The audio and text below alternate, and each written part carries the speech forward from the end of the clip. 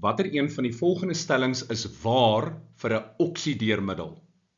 Die korrekte antwoord is A. Dit neem elektrone op.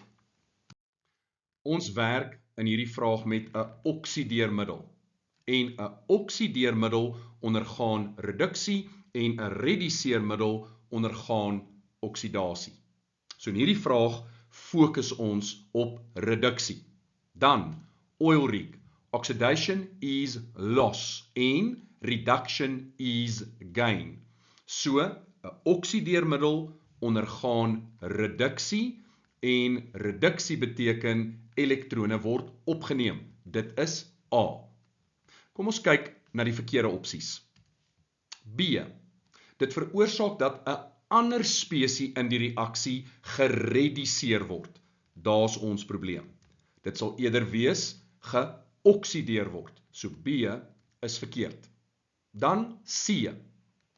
Die oksidasiegetal daarvan verander nie tydens 'n chemiese reaksie nie.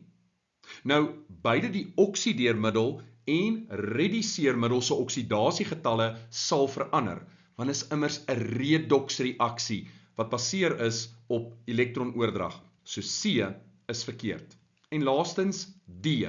Die oksidasiegetal daarvan neem tydens 'n chemiese reaksie toe. Tydens reduksie sal die oksidasiegetal afneem. So D is verkeerd. Die korrekte antwoord is A.